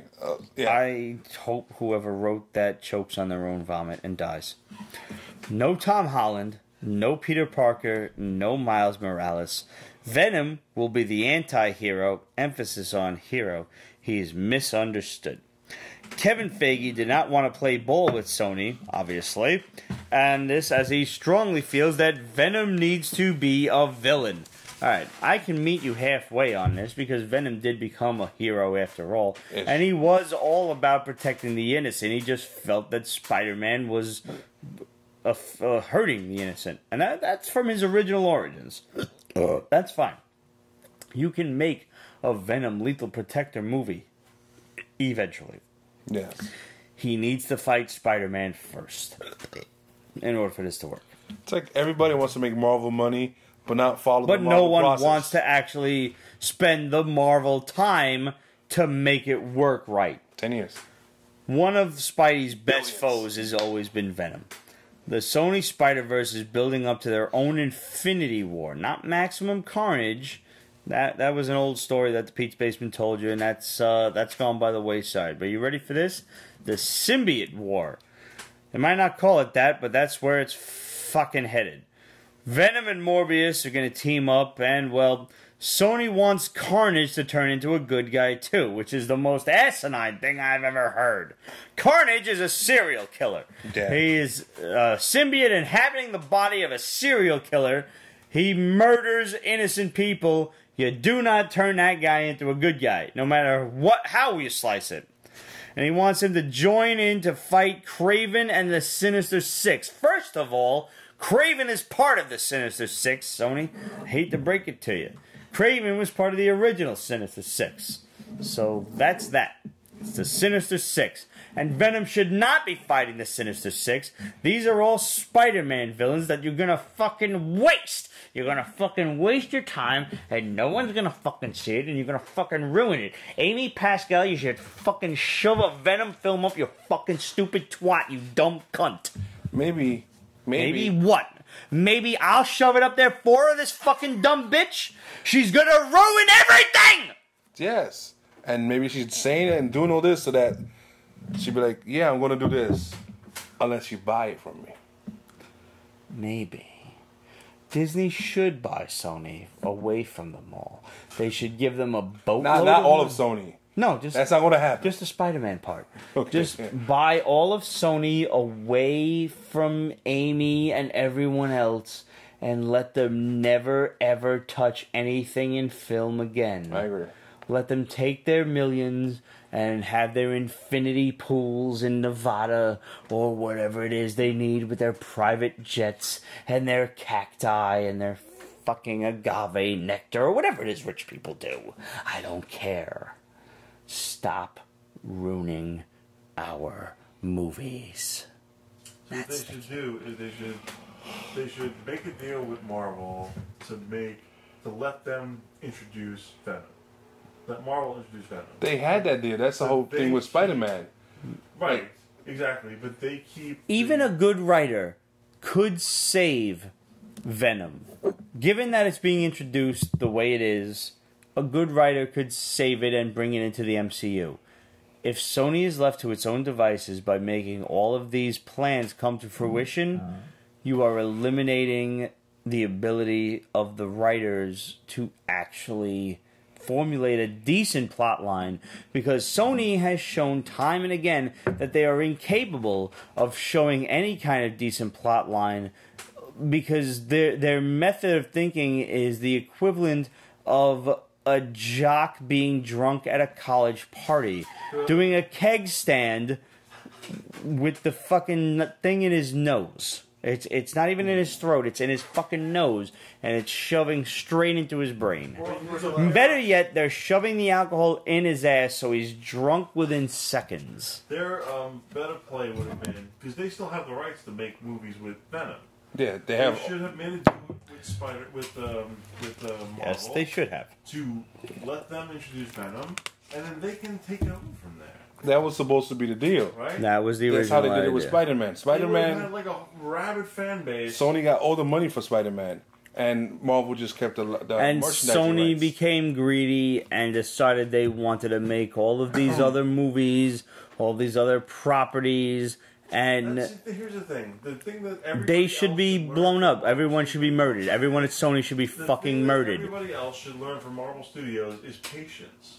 Yes. That's the thing that Marvel Studios has shown. Like every Guns N' motherfucker. Roses said, all we need is just a little Like- patience. Like they made a bunch of like good comic book movies, but realistically, they have shown everybody that you can have a fucking 20-year plan Yeah. and really pull it off. None of them understand that. And if you do that, you will be massively profitable. Everyone at Sony should be beaten to death with a fucking sledgehammer. Like no other studio. Their children, has too, just to any make sure. strategy whatsoever. None of them. Like this massive. They have no concept of strategy. Incredible strategy. Means that nothing Marvel to them. Studios has pulled off. Has no idea. I mean that in and of itself, and I'm sure. You gonna drink people- that mezcal? Can I have that?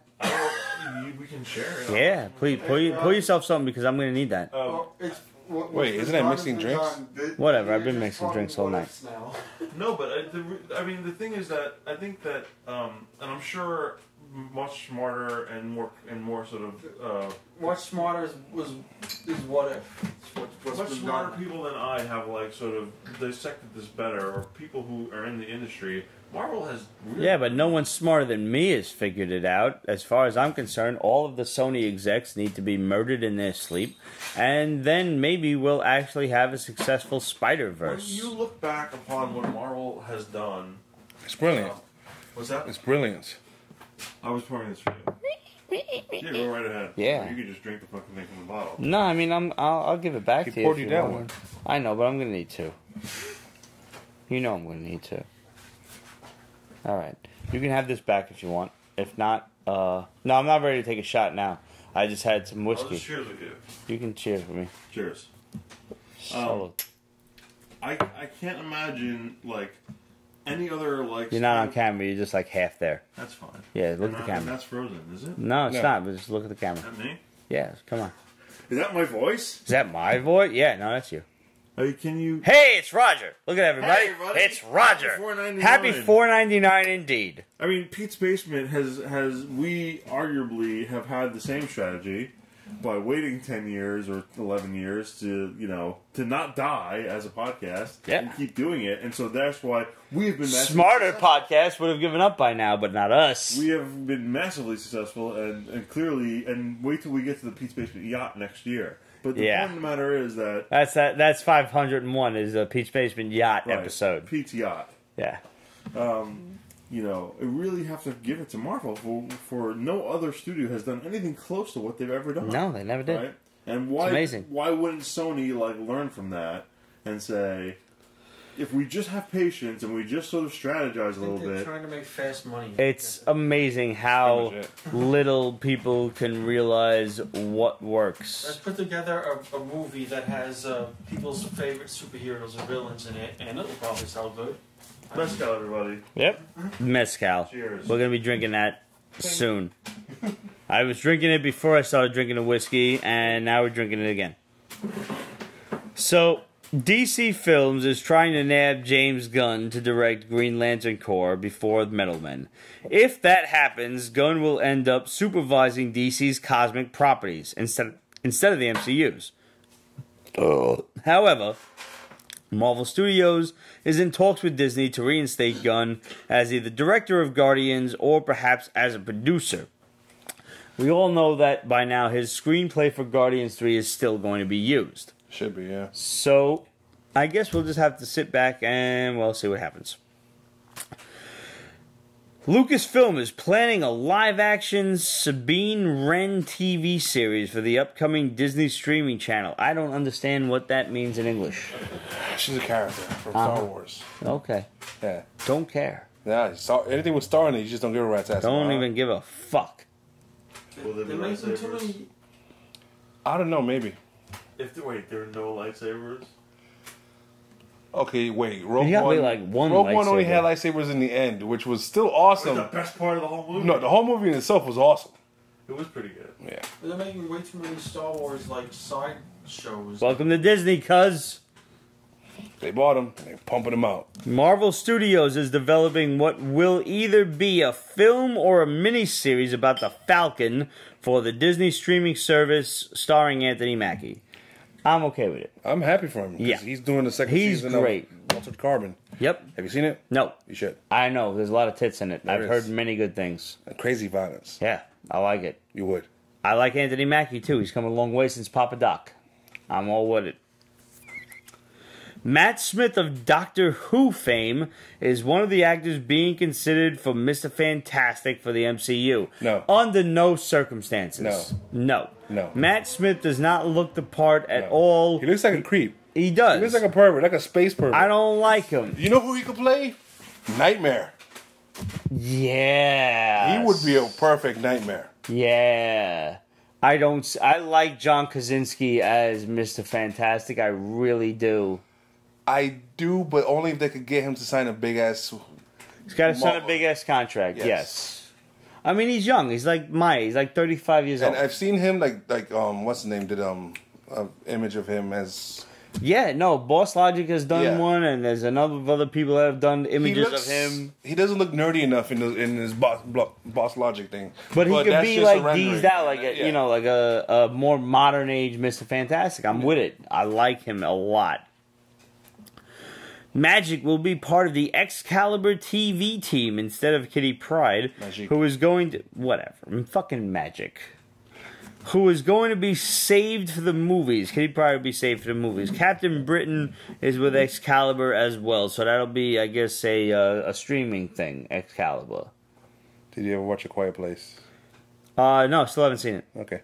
Quiet Place, but like I have a lot of questions about Quiet Place. I don't even know what he's talking about. Well, like if you make noise, the monsters hear you when they come Oh, and eat. okay. That's not a horror. It's more of like a sci-fi type of Sci-fi thing. thriller, suspense, Okay. etc. What if you snore? You mean to tell me that everyone who snores is already dead?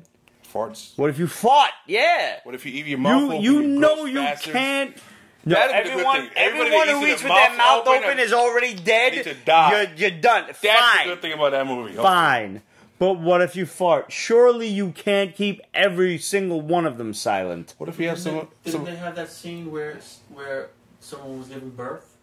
I don't know. We haven't seen it. I haven't seen the movie. What if you having like noisy sex? You have like quiet sex? Yeah, how do you do that? Ain't no fluids make noisy. What about? I mean, come on. Yes, exactly. Like a bed creaking and You gotta shit. have a lot of WD-40 around and shit. I mean, it's just You gotta like do that shit on the ground where it don't creak, like the earth don't creak. I don't Any know. talk Leaves. in the movie whatsoever. I don't know. I haven't seen Very, very little. There's a lot of sign language. They actually hired a girl that was deaf that knew sign language, and there's like subtitles and shit. Like We apologize. Anybody who reads sign language for Peaches doing this. We're gonna get a letter. Are we gonna get a letter in sign language, or are we gonna get a letter in fucking? Pete didn't know what he was saying. Like, could you just imagine like getting a letter like Yeah. Yeah. instead, See, like a video you letter? just said fuck you all you sign language Yeah. fuckers. No, I mean I would love just to. wanna, like, Honestly, the braille that's on, like, I wish I knew shit. sign language. I really do. This is like some kind of like secret message to blind people. It says like, fuck everybody who can see.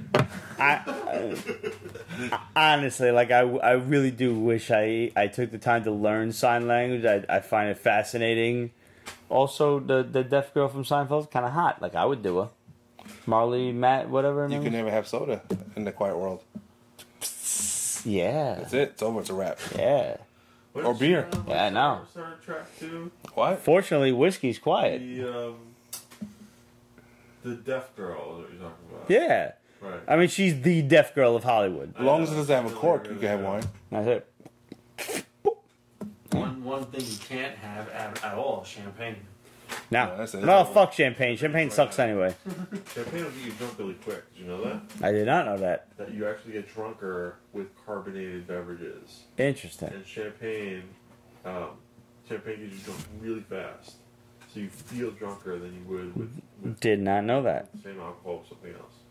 The more you know. Yeah. Go ahead, Absolute. Tweet him. Lucasfilm is planning a live action. Oh, we read that one already. Never mind. Sorry. Marvel Studios is developing what will either be a film or I read that one too. Read that one too. Read that one. Here we go. Don't you fucking judge me. It's all listed out. Been judging for 11 years. There's something comforting about that. You've been judging me for 11 years. The Secret Wars film is accelerating in development at Marvel Studios. It will not be an Avengers movie, but will include them as well as numerous superheroes in the MCU. There are going to be several characters included and introduced here too. So, here we go. X-Men the animated series will be the blueprint for the X-Men in the... And that cuts off. What the fuck happened there, dude? What cut off? Where? It just cuts off. Number 9. Number 9. Oh, wow. Number 9. X-Men in the Marvel Universe. Sure. Which is a horrible idea. Fine. The cartoon Sure. was good for what it was. The cartoon. I mean, it was the 90s X-Men. Yes. It was fine. Yeah. But the idea of that, you know. I mean, I'm not expecting the original X-Men to start like that. Nah. But not that. And finally, we have the Taskmaster is the villain in the initial Black Widow film outline. This will be his intro before appearing in the Deadpool franchise. As always, the situation is fluid and it's in the early stages, so it may change, but you heard it here first, so here we go. Obviously, everything that we just read to you is subject to change. With any luck, all of the Sony nonsense will change. Because Jesus wept. That's terrible. If you can recast Black Widow, who would you choose? No one. No. She's fine. She's perfect. Is she? Yeah, I love her. Joe Pesci. Joe Pesci. I got a. Let's go to some Instagram questions. Oh, good, because Absolute was asking about that. Do. Do. Oh, wow. Perfect, right? Fucking mezcal. God damn. That's terrible. Nothing like opening your Instagram and boom, Stefania. Oh, I love her. Yeah, she's awesome. Isn't it a wonderful thing to just open up Instagram and you're just happy just seeing her? Yeah, she's awesome. You saw Yeah. that dancing she was doing? Yeah, I did. I see everything. Dancing in a garter belt. Should be an Olympic sport. If you're not following Stefania Ferrario, you're missing out. She's wonderful. She's Okay. an Italian-Australian girl. Love her. With a Supergirl movie likely to happen, who should play Kara Zor-El? Melissa Benoist. Melissa Benoist. No, it's it's separate. It is what it is, yo. You have to accept it. Fine. Kate Upton. An unknown chick. No. Charlotte McKinney.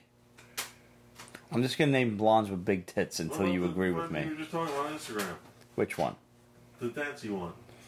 Oh, Stefania? No, I'm not sure about her. She doesn't have the look of Supergirl. Italian Australian, I can see that. I don't know. You think She's Stefania? Power Girl. That's what she should be. She should be Power Girl. Yes. Man, Boss Logic, if you're watching, Stefania Ferrario as Power Girl. I know you got it in you, and I know you can make that shit epic, plenty bro. of pictures out there. Make it happen. All right, Relic Lord. Thoughts on Cloak and Dagger's outfit for the show or lack thereof? Will Cloak use his again or keep using the hoodie? Will we see Tandy in tight white spandex? I want to see Tandy in a little itty meaty bikini. But that being said, Still ain't watched this shit. yeah, the Cloak's gonna come back. I can't say anything more because Pete. Sorry. Last question is absolute. With Halloween around the corner and a new Halloween movie, who do you think is the best scream queen? Ooh. That's one question. There's another one. All right, let's go to the other one first. Let me give you time to You think. can travel back in time and meet one dead musician without creating a paradox. Who are you picking to meet? That's easy. Who? Mozart.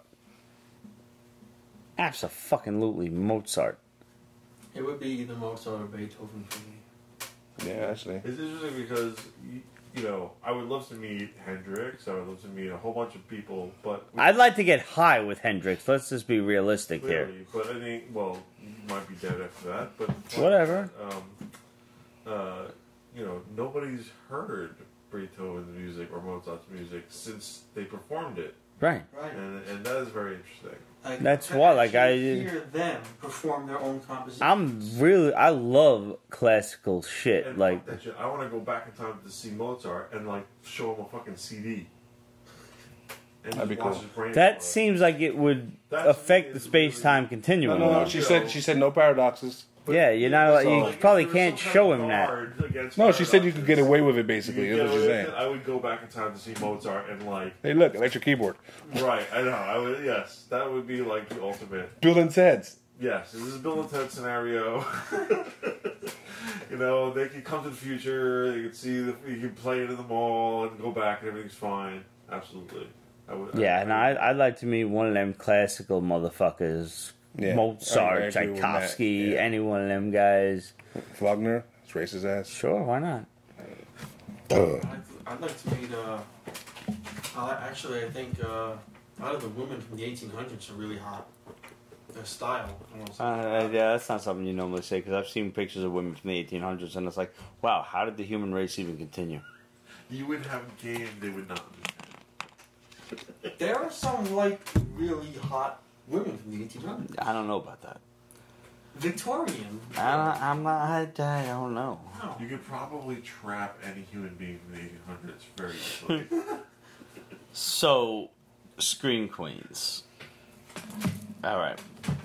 My initial thought I'm excluding the famous girls, like Heather Langenkamp or something from Nightmare on Elm Street fame. That's the first one That that comes to mind. doesn't, to me, that doesn't count as a Scream Queen because I need somebody that actually screamed, and I need somebody who appeared in multiple films, not just a franchise film. Like Heather Langenkamp was in several Nightmare films, but that was it. 1 second. Like, Thank you, Absolute, for asking this horror nut that question. I'm just saying. You may never make I- the episode. I have two women that come immediately to mind. Just two? Just two. No, Wow. seriously. Like you're asking my favorite Scream Queen, so it's only the people I remember. And initially, Include porn stars? I mean, They it's scream. gonna be softcore porn. You know, it's like Linnea Quigley. Linnea Quigley is great. Never I heard think that. she was. Was she the one in Silent Night, Deadly Night? Was that her? Honestly, Michelle Bauer is the first and foremost because she has been in like 100 different movies. And Michelle Bauer, I'm pretty sure she's even been in Tales from the Crypt. She's been in 9,000 different movies. And aside from her, who would probably be my first choice, my most honorable choice would fall to Troma's Tiffany Shepis, who I love dearly. I met at several Comic-Cons, and she's absolutely fantastic. Love her to no end. She was recently in Victor Crowley, which was Hatchet Part 4, which if you're a fan of the Jason movies, the Friday the 13th shit, you're going to be a fan of Hatchet, so I highly suggest you watch it. Yes. And go check those out. But yeah, Michelle Bauer and Tiffany Shepis are my votes for Scream Queen of the Millennium, without question. What about Elvira? Elvira's not really a Scream Queen. She was just hosting movies. Elvira is on a completely different level of, you know. Yeah. She's on a pedestal all her own. You can't compare Elvira to anyone. Elvira's Elvira. She's a queen. Yeah. Happy birthday 270. Happy birthday 270. Is this Yeah. really? While we are away on break, it'll be our 3-year. Wow, 3 years. Nice. I think so. Shout out to the 270. I still got my mezcal here, and that's gonna get saved for a little bit. And, I picked up Yeah, please. recently this Mary Jane Venom cover. There's a cover to Venom #1. It's a variant. Ooh, it's a virgin cover, Face It, too. Tiger, you just lost the jackpot. Midtown Comics was charging like fucking $200 for that shit. I got it on eBay for $30. Like, really. Bastards. It's just absolutely ridiculous sometimes the prices that some of the major comic chains are trying to charge for these things. So always check eBay just in case. It's in great condition, too. Yeah, nice condition. So It's a look at great you, right? cover. It's a virgin there- cover. Yeah, it's a virgin cover. I know.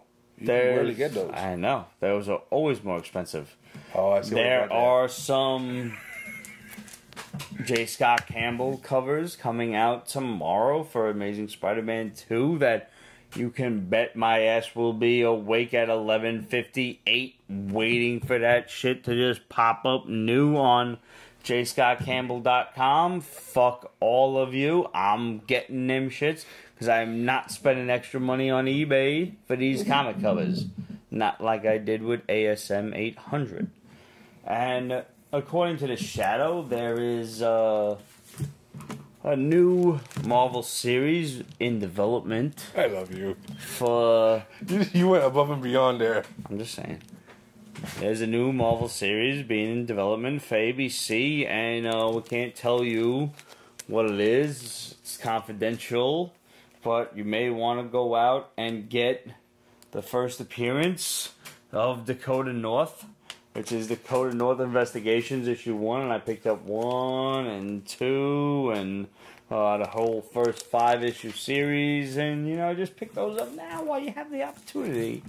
So you never know. I'm just saying, you heard it here first. Trying to look out for you guys because I care. And well, shit, that's about it, isn't it? Yeah. Yeah. Guys, it's 499 episodes. Yeah.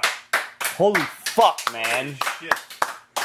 We will be back in a month for episode 500, so stay tuned. We will be with you for Pete's Basement Extras. Make sure you subscribe. Hit the like button. Comment on the videos. Make sure you hit that new little bell that YouTube's got so you subscribe to the notifications. Make sure while you're on Pete's Basement's regular channel that you do all those same things. Comment, like, subscribe to the videos, hit the little bell so you get all of our notifications and everything, because we are constantly uploading videos, especially to the Extras channel. So we look forward to hearing your comments and everything, and we will always read them on the show. Guys, we have a Pete's Basement store that is on represent.com/Pete's Basement. I'm rocking one of the tank tops right now, and several of you have already bought Pete's Basement stuff, so make sure you send us your photos rocking the Pete's Basement wear, and we will show it off on the show or whatever episode is next, whatever have you. And know that we have the Pete's Basement supports our veterans t-shirt, and the Pete's Basement supports Project Harmony NYC. Both of these tees are up long term on the Pete's Basement website, on the shop, on the apparel website, on represent.com. And when you pick up one of these t-shirts, 100% of the profits go toward the charity of that shirt, whether it's for the veterans, where it helps veterans get wheelchairs for Mobility for Heroes, or whether it's Project Harmony, which helps just Project Harmony NYC build parks and recreational areas for its residents of New York City. There's two really great charities that are up there right now, and thank you so much for picking up Pete's Basement t-shirts. And if you know anybody who wants one, you probably should go out and buy them one. And we can't thank you guys enough for helping us help these charities. It's been absolutely great. You guys have been great. It's been 499 episodes. We can't wait to get you guys live on the show for 500. It's going to be absolutely wild. It's going to be so wild that we might have to take another vacation between then and Comic-Con. I'm just saying. What am I saying? Subscribe to Pete's Basement Extras because that's where all of the stuff between now and the 500th episode are going to show up. Yep. We're going to be reviewing books for you. We're going to be reviewing movies and trailers and all sorts of stuff. And if you have any requests, feel free to send them in. Hit us up. questions@peachbasement.com. Facebook.com/PeachBasement. Instagram, Twitter, etc. @PeachBasement. And we will see you guys in the funny pages. Shit. I mean, I would say we'll see you next week, but we may not. But we'll be around. So hit us up and we'll always respond to you guys because that's what we do. We're the fucking Peach Basement Show, and you guys have been watching for this long, and we've been responding and appreciating you guys for this long, and we're not about to stop now. We're going on a little vacation, and we'll be back. And we'll be back better, stronger, faster than ever. They can rebuild you. All that noise and shit. Salud. We'll see you next time. Episode 500, September 15th. Pete's Basement is copyright 2018. All rights reserved, so go fuck yourself.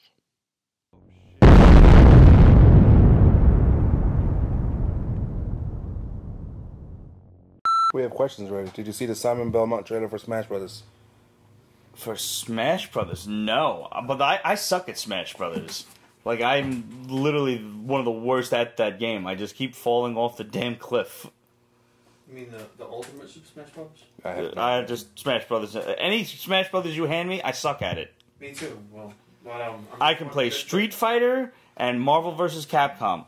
I suck at the Midway games, and I suck at the Nintendo games because the controls are like too fluid in Smash Brothers. I jump, I'm fucking sky high. I come down, like, I want a finite jump so I can jump in, attack, get out. Throw 2 hair fireballs, land Raging Demon, done. You're dead. Well, I think the whole thing about Super Smash Bros. Is you don't die. They just knock you off the cliff. Yeah, I know. But I keep getting knocked off the cliff. It was on the docket for last week, and we just plumb skipped it over. And I blame you for that, because I was drunk. Well, I blame, Liz for that, because she gave you that He-Man monstrosity there. We can blame Liz, because she's not here to defend herself. That's fine. He was taking just massive... Liz is busy getting married down in DR. Having a wild time. Not even shots. Like, each gulp was like a shot and a half at least. Careful what you say, because this stuff is going on the internet, and Liz will kick your ass.